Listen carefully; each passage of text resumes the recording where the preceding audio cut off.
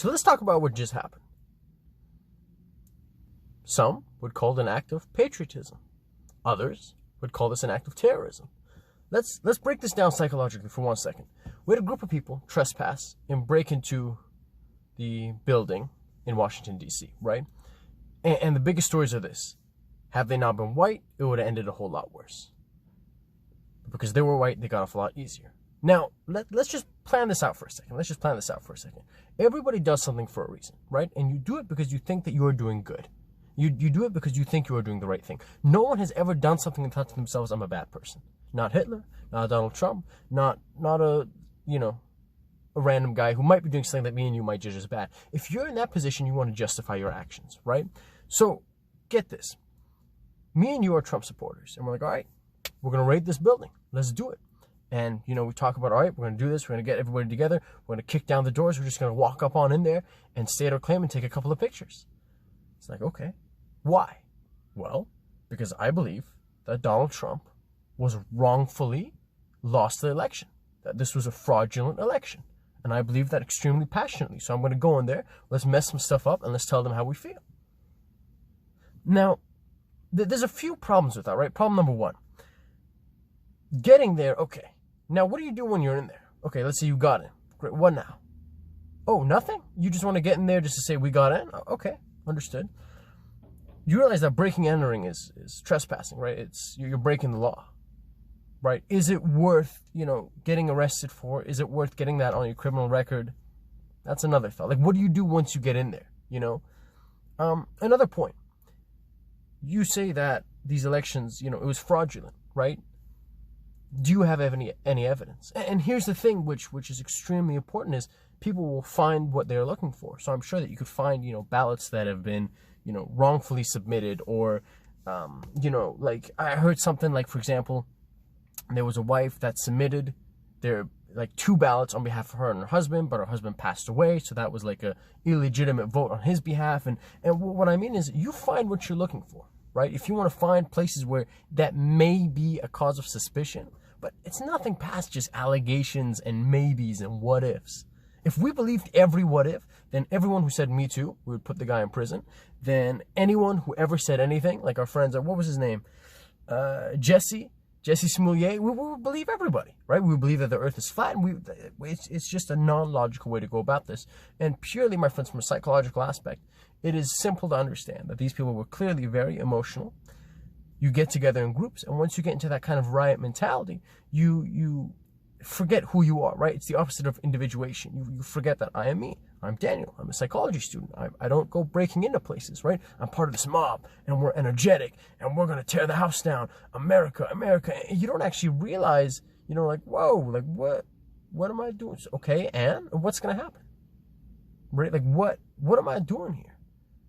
And the fact that the rest of the world is looking on, America is a lot of things, but if anything, it's a place, that values freedom of speech, right? And democracy, you would think. If this was another country, I understand. But this was a place where you make laws, right? And people agree to those laws. And because of said laws, you go, okay, this is how we're going to govern our system, right? You call it whatever you will. It can be a giant popularity contest, but every country in every state, okay, this is how we're going to elect this person or this party or this cabinet, and we will support them. And everybody agreed. So the fact that you have people now speaking out or doing something about it, like sore losers, is it's disappointing. It's really disappointing. In a lot of ways, there's a lot of countries that are laughing at the state of America at the moment. But I really think, man, I'm really glad that it wasn't worse than it was. I'm really glad that, there weren't mass shootings and that there wasn't any tear gas thrown. I'm happy because I don't want that to happen. So it was just as upsetting when you hear how the BLM protests were treated, And it's like, man, it's just, you want to take a step back, right? And you want to understand, okay, these people are extremely emotionally charged on both their sides, right? On what they want to do. So when you think to yourselves, you go, okay, clearly logic has left this conversation. For me to jump on either side might not be the right thing to do. But I really think, man, the best thing you can do is just look at the whole picture, right? Look at the whole picture. whether you're a huge Trump supporter, you could be the biggest Trump supporter in the world, right? And I'm not going to say anything negative, but wouldn't you agree that anyone who breaks a law should be held accountable? Whether it be trespassing, whether it be looting, whatever it may be. I would hope that we don't resort to shooting, but we should have some things in place that you are held accountable. You can't just go on and do things like that. As ridiculous as it sounds, these things have to be said, right? You agreed to the democratic system. And as long as, you don't have any sufficient evidence,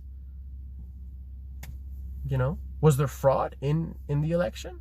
Sure, there could have been. Was there enough to overturn an election? Those are some serious, allegations at best. If you do not have sufficient evidence, you got to be able to back up everything that you say, right? And when you don't, it makes you look bad. It makes you look really bad.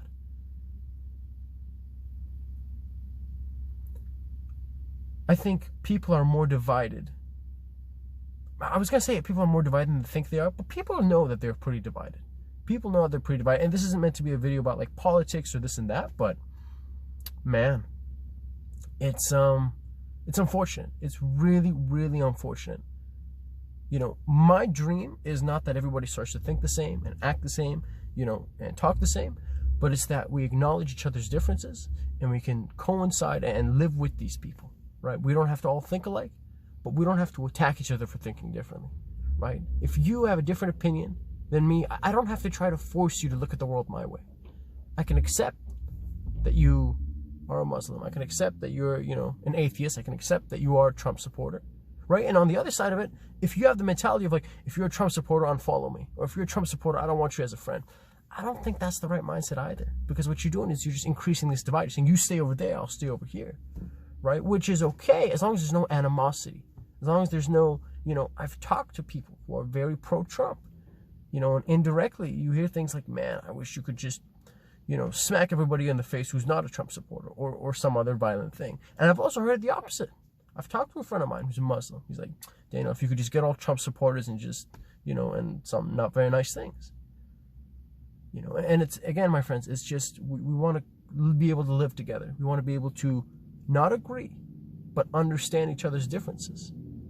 And if we sit down at the table and we go, okay, this is how we're going to do the voting system, this is how we're going to elect our leaders, you would hope that with the result, no matter what happens, because you both chose the procedure, that you both chose the process, you accept the result. So if Trump says, I don't, what did he say? He was like, I don't accept this result. Like, okay, but it doesn't matter if you accept it or not. That's still the result. I could go in the Olympics. I could finish bronze. And they'll say, so what do you think, Daniel? I don't accept this. Well, okay, that doesn't matter if you accept it or not. That was the result. But regardless, it's very easy to take shots. It's very easy when you're emotional. And I promise you, my friends, the real beauty is being relaxed, being calculated, having your facts, and not to score points, not to one-up them, because people get defensive. It's natural. If you think I'm out to get you, I'm out to say something specifically, they get tense. So don't do that. Don't do that either. But just understand and be cool. And heck, if you only have negative things to say, just cool it for a couple hours, maybe a day or two. Gather your thoughts. And then if you can, sit down and just try to discuss. Just try to talk it out. But unfortunately, most people won't talk the way I do, or they won't think this way. There are very few who kind of have this, let's take a step back and let's look at the whole picture. So yeah, guys, this has been just an impromptu, Daniel Teaches video. I hope you enjoyed. If you want to see more of this stuff, don't forget to subscribe, hit the notification bell, all that sweet stuff. I really appreciate it. I know we're not like huge on politics or whatever, but I think it's important to cover like the current events and just kind of what is going on in the world right now. So yeah, folks, and with that, I'm on my way. Take care of yourselves and stay safe. Bye, everybody.